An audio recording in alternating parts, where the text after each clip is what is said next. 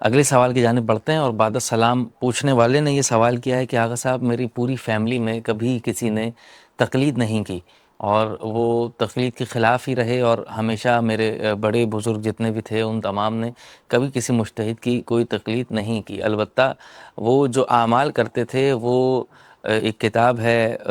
عوام تحفۃ العوام کر کے، اس کتاب کے حوالے سے وہ تمام تر اعمال اپنے بجا لاتے تھے، لیکن کسی مجتہد کو نہیں مانتے تھے۔ لیکن اب میں تقلید کرنا چاہتا ہوں، اور میں نے پوری زندگی جو گزاری، پیسہ کمایا، شادی کی، سارے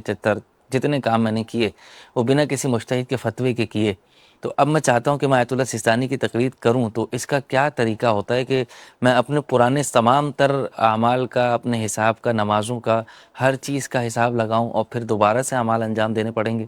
پوری زندگی جب سے میں کما رہا ہوں تب سے حساب لگا کے خمس ادا کرنا پڑے گا؟ اس کی کیا تفصیل ہوتی ہے کہ اگر میں آج تقلید کرنا شروع کروں تو مجھ پر کیا احکامات لاگو ہوں گے؟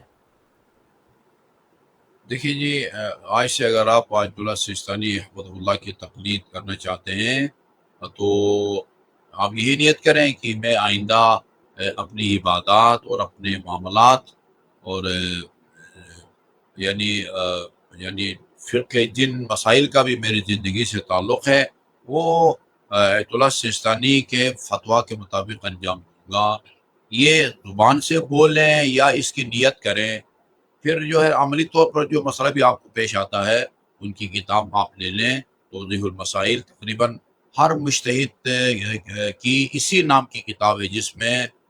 بالکل وہ نماز، روزہ، پانی کی قسمیں، نجس چیزیں، پاک کرنے والی چیزیں، غرض یہ کہ حدود و تعزیرات اور میراث سے لے کر تمام مسائل اس توضیح المسائل کے اندر موجود ہوتے ہیں۔ تو اور اس کتاب کی طرف رجوع کر کے آپ اپنی عملی زندگی گزاریں۔ باقی آپ کی جو گزشتہ عبادات ہیں وہ ہم نہیں کہہ سکتے کہ وہ آپ کی جو ہے نا وہ باطل ہیں۔ باقی جہاں تک آپ نے تحفۃ العوام کا حوالہ دیا ہے، لیکن تحفۃ العوام کے اندر جو توضیح مسائل میں جتنے مسائل بیان کیے گئے ہیں ان کا 1% بھی جو ہے نا وہ تحفۃ العوام بنیادی طور پر وہ فقہی مسائل پر مشتمل نہیں ہے، وہ اعمال کی کتاب ہے۔ اعمال میں کسی کی تقلید کی ضرورت نہیں ہوتی ہے۔ مثلا یہ جو ہے نا وہ مثلا شوہائے قدر کے اعمال ہوئے، قدیر کے دن کے اعمال ہوئے، مباہلہ کے دن کے اعمال ہوئے، مواس کے دن کے اعمال ہوئے، اس کے لیے کسی مجتہد کے فتویٰ کی ضرورت نہیں ہے۔ یہ فاتح الجنان وہ ان کو دیکھ کے پڑھ سکتے ہیں۔ البتہ کہیں کہیں کچھ جو ہے نا انہوں نے فقہی مسائل بھی بیان کیے ہیں، اور ابھی میں نے تازہ تحفۃ العوام کو نہیں دیکھا ہے۔ اکثر جو پرانے تحفۃ العوام ہیں ان میں ایسے مجتہدین کے فتاویٰ نیچے حاشیے کے نیچے درج ہیں جن میں سے کوئی بھی زندہ نہیں ہے۔ ابھی مثلا آغا حکیم کا فتویٰ ہوتا تھا، آیت اللہ شارودی کا فتویٰ ہوتا تھا، اچھا جی آغا خوئی بھی جو ہے نا مرحوم ہو گئے ہیں۔ تو میرا نہیں خیال کہ کوئی ایسی تحفۃ العوام ہو کہ جہاں ان مرحوم مجتہدین کی جگہ زندہ مجتہدین کے فتاویٰ جو ہے نا وہ دیے گئے ہوں، اس پر اکتفا نہ کریں۔ میں یہ نہیں کہتا کہ وہ غلط ہے، لیکن وہ مجتہدین جو مرحوم ہو گئے ہیں ان کے فتویٰ پر ابھی تازہ بالغ ہونے والے ان کے فتویٰ پر عمل نہیں کر سکتا۔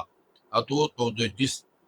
مجتہد کی آپ تقلید کرتے ہیں اس کے توضیح مسائل خریدیں اور فتویٰ پر عمل کریں۔ سیدھی بات یہ ہے کہ رسول خدا صلی اللہ علیہ وسلم نے ہمیں قرآن اور اہل بیت سے تمسک کرنے کا حکم دیا ہے، یعنی اپنے دین کو، اپنے عقائد کو بھی، اپنے فقہی مسائل کو بھی، نماز، روزہ، حج، زکوٰۃ، طلاق، قرض وغیرہ وغیرہ، قرآن اور سنت سے، قرآن اور محمد و آل محمد کی روایات سے اپنا دین لے کر اس پر عمل کرو۔ تو ایک عام بچہ یا بچی جو تازہ بالغ ہوتے ہیں ان کے پاس اتنا علم کہاں ہوتا ہے کہ وہ قرآن کی آیات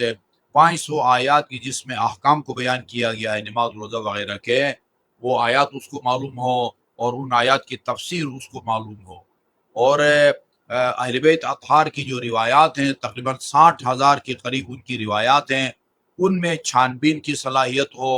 ان کی چھان بین کا وقت آپ کے پاس ہو۔ کہاں عام مومنین کے پاس اتنا علم ہوتا ہے یا ان کے پاس وقت ہوتا ہے کہ قرآن کی 500 آیات کی تفسیر بھی ان کو آتی ہو اور 60,000 سے زیادہ معصومین علیہ السلام کی روایات میں بھی چھانبین کی اس میں صلاحیت ہو، لہذا